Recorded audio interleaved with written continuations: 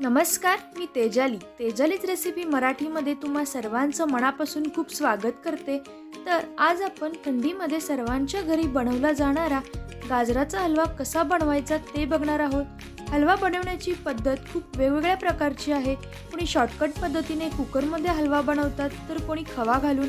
तर आज मी इथे अगदी पारंपरिक पद्धतीने गाजराचा हलवा कसा बनवायचा आणि तोही अगदी बिना खव्याचा ते बघणार आहोत। चला तर मग रेसिपी बघूयात। या ठिकाणी मी 1 किलो गाजर घेतलेले आहेत आणि हे गाजर धुवून मोठ्या किसणीने छान असं किसून घेतलेलं आहे। तर आता पॅन मध्ये आपल्याला 2 चमचे तूप घालून घ्यायचं आहे। या ठिकाणी तूप आपलं गरम झालेलं आहे। यामध्ये किसून घेतलेला गाजर घालून घेऊयात आणि मंद आचेवरती याला 5 मिनिटे छान असं भाजून घेऊयात। यामध्ये गाजराचा जो काही ओलावा आहे तो नष्ट होतो आणि तुपामध्ये गाजर भाजून घेतल्याने हलव्याला छान अशी चवही येते आणि याचा रंगही अतिशय छान येतो। या ठिकाणी आपलं गाजर छान असं शिजलेलं आहे। आता याची क्वांटिटी सुद्धा कमी झालेली आहे। याच्यावरून आपल्याला साखरेचं प्रमाण आपण किती घालू शकतो हे समजतं। तर याला पुन्हा मंद आचेवरती 5 मिनिटे झाकण लावून ठेवून देऊयात। 5 मिनिटानंतर हे गाजर छान असं मऊ शिजलेलं आहे। आता यामध्ये आपल्याला दूध घालून घ्यायचं आहे। या ठिकाणी मी 1 किलो गाजरासाठी अर्धा लिटर दूध घेतलेलं आहे।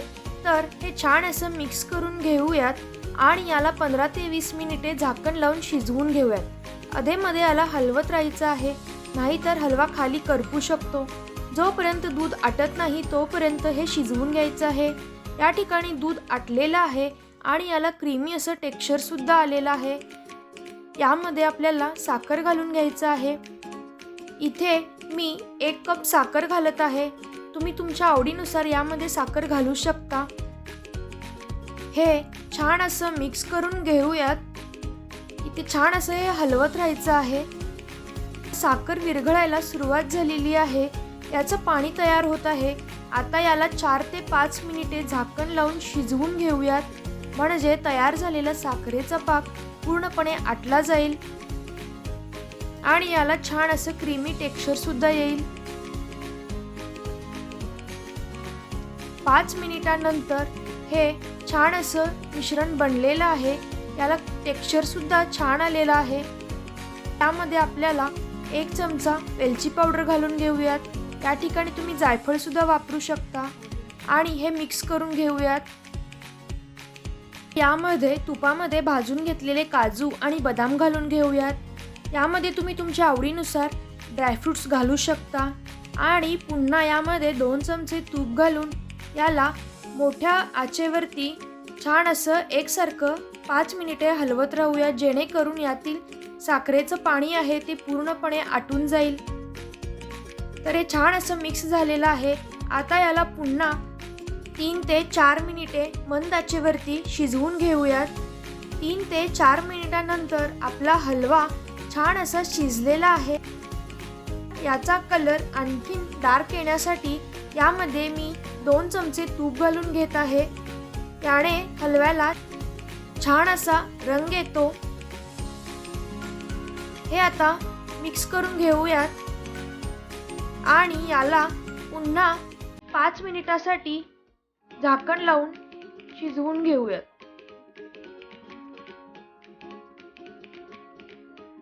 या ठिकाणी 5 मिनिटांनंतर आपला हलवा अतिशय छान असं शिजलेला आहे।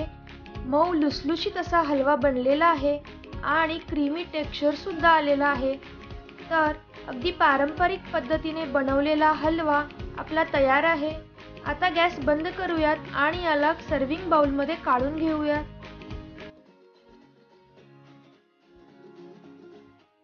हलवा मंद आचेवरती जेवढा शिजवाल तेवढा अतिशय छान असा टेस्टी येतो आणि कलरही छान येतो।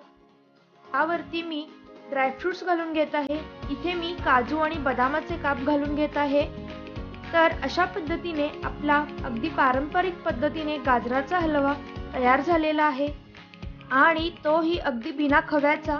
तर हा गाजराचा हलवा तुम्हाला कसा वाटला ते नक्की मला कळवा आणि ही रेसिपी नक्की ट्राय करून बघा।